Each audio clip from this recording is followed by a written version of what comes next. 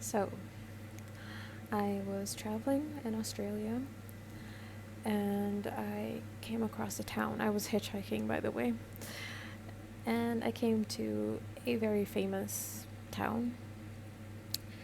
And it's famous for all the wrong reasons, if I can put it that way.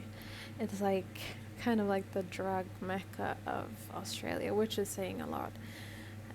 But I wasn't there for that. I was just there basically to say that I've been there. And I actually I got a ride from a really nice person, and that day was insane. But yeah, I'll do that one another time. And I arrived in the evening and checked into a hostel and whatnot. And so in the morning, I'm headed into town because there's a market, apparently, where they sell a bunch of like trinkets and stuff like that. And I noticed something already. Like as I was walking into town, something and I've never experienced this before or since, thankfully, but I could not keep my tongue inside my mouth.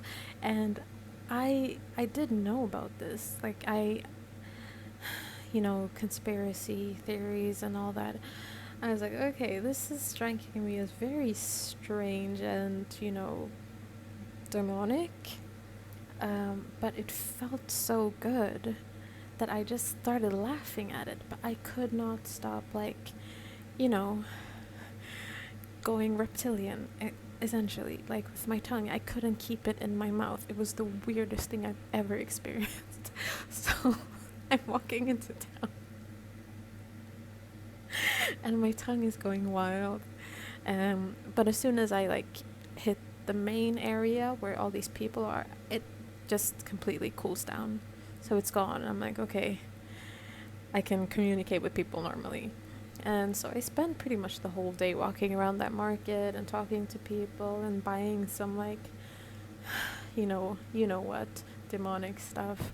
I bought some runes, I think, and some crystals.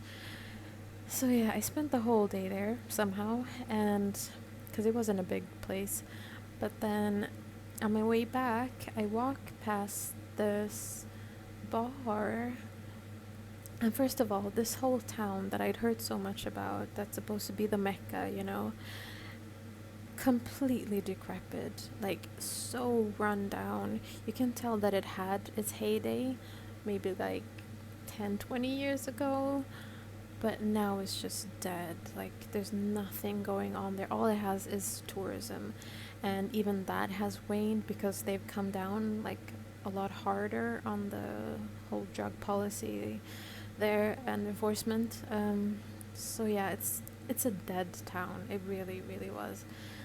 So I'm walking past this bar and I'm surprised because it's like the outside area is quite like packed, and they look like locals too, and you could tell the difference between the locals and the tourists. And these people, they give me this vibe as though they're stuck there. I don't know if you've ever been to a town where you feel like, oh, these people came from somewhere else, but they got stuck there. And so it's a very strong vibe. And they're almost biker dudes. They don't have bikes. It's not like that, but they just have that, style. And but they also look like they've been through a lot, like with drugs. And the weird thing, the really weird thing, like weirder than the tongue thing, really, was that when I come around the corner and I see them for the first time, they all turn towards me at the exact same time, as if they heard something that alarmed them, or like I'm trying to rationalize this as it's happening because it terrified me. Like, can you imagine, like, I think there were 20 guys maybe just turn at you and stare at you at the exact same time for a completely unknown reason. And I was alone, like walking up this path. There was no one there on that road. And so, like, I'd heard chatter and like clinking of glasses, like right before I crossed or I turned the corner. Um, and as soon as they saw me, it just went completely silent. Yo, was, I was terrified, but also like convincing myself to not look at them and just keep walking and keep calm, because I mean, they're 20 guys. What am I gonna do?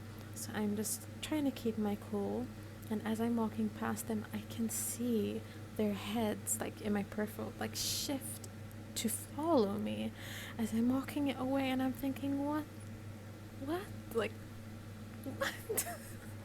Like, what did I do? Well, what is it about me? Like, who were they? And in the back of my mind, I feel like they were just one person. Like, there was just one thing controlling all of them. And so I'm thinking, okay, this has been the weirdest day ever. First, the tongue thing, which I thought was, I thought that was myth. Like when they zoom in on these kids or whoever. I won't get into the weird political conspiracy theories, but you know, they make it seem like, oh yeah, that little thing, that little hand gesture, and that little whatever it is with the tongue, it's demonic. And I'm just like, you know, I do that. It's not a big thing. So I didn't believe in it, but I was aware of it being a thing. And after that experience, I 100% believe in it, because it was completely uncontrollable, and I just started laughing, and I don't know if that was me even. So yeah, after that, then the guys, I get back to the hostel, and it's almost like an oasis in the desert. Like, town was weird, and I'm just glad that I'm leaving tomorrow. But the hostel is like peaceful, it's green, it's just, you know, with people who aren't from there. So I was getting this weird vibe from the locals all day, but you know, the tourists, just like everywhere else, you know. So I'm outside, and I'm not quite sure if I'm reading a book or I'm just chilling outside. And I'm looking at the moon, and somehow that switches around to the moon looking at me. And I know what this sounds like, because I'm in the drug mecca of, you know, one of the most drugged out countries in the world, right? But this is the ironic thing. I wasn't on any drugs there.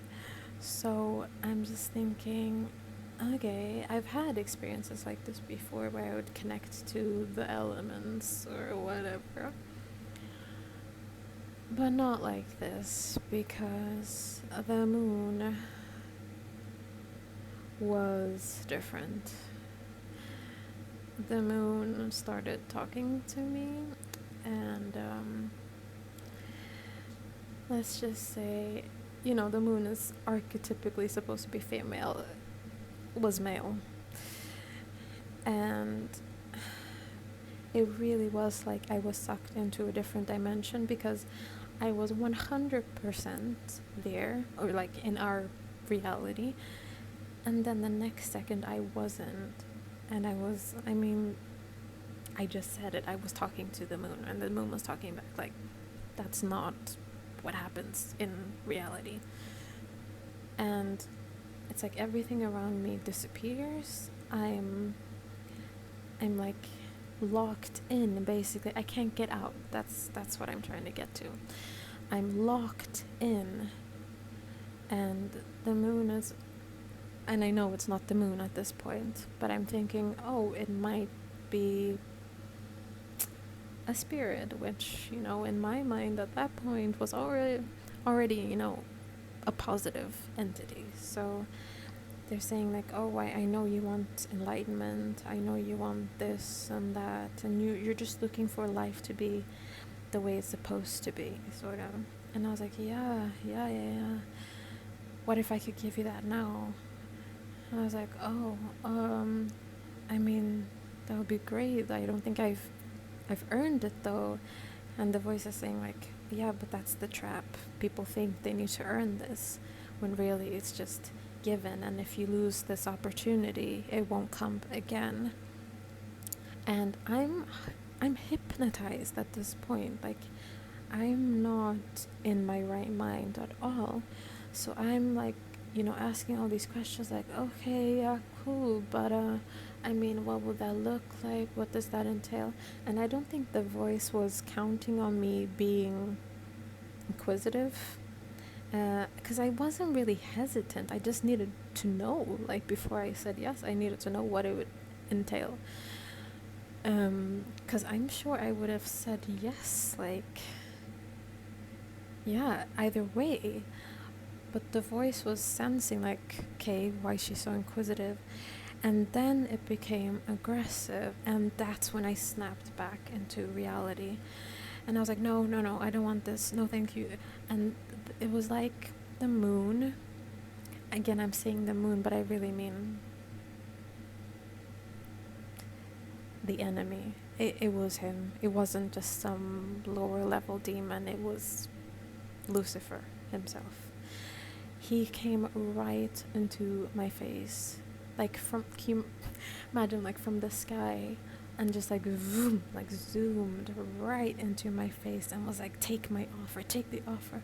And I'm just like going like this, like, no, get off me, please, no, I don't want it. And I'm in a proper panic, and this makes no sense. Like, a minute ago I was just chilling, like, it doesn't make any sense. And that's when I'm getting I'm becoming aware of the fact that I'm actually locked in. I cannot move. So I just keep saying no. I keep turning my head, because it's like he's right in my face, and I keep turning my head, and I'm crying at this point, and I just say no, I don't want to know. And somehow the curse just lifts, like, it just whew, and I'm in reality, and I run back in to the hostel, and there are like tears running down my face, and I'm wiping them off, because I know I can't explain that to anyone, and they're just gonna be like, oh, you got some bad weed or something. And I'm like, no, no. So that was my offer, and I can tell you that it was a very seductive, like, I'm not doing it justice at all, because I can't replicate another dimension, essentially, and I can't replicate the offer, like what was on offer. It was like, you just want everything to be okay, don't you? You just want to be happy like everyone else. That was the offer. It was so innocent, so seductive, and so, like, such a no-brainer, really. So I see why people could take it without thinking. It just happened. I don't know where it came from, but it just so happened that I had questions, and he didn't like that, because it was like each question was, removing that hold that he had, little by little. So if he hadn't freaked out, I don't know. That really was just all I wanted. So yeah, I would have said yes. And yeah, actually, now that I think about it, it's so great making these videos, because I realize so much. But just alluding to my other video on generational curses, it seems as though I was already promised to him. So when those men saw me outside the bar, they were like, oh, there's one. Or it was like the demon who controlled them said, that's one for me. Like, she's been promised to him, the big guy. And it's almost like they probably summoned him to be like, we've got one for you. We've got a lamb for the slaughter. Um, yeah, and but somehow I just was lucky enough to get out of it. Like, it really was a trance. So, I mean, if you're signing a contract, you have to be of sound mind, and you can't be under the influence in order for it to be valid. So that was like a very dirty, dirty, dirty trick. Because, I mean, even if the contract is good, you weren't of sound mind when you signed it.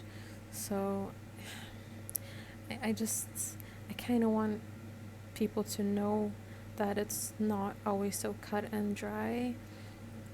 I mean, I'm sure for some people it's like, do this and you'll get that.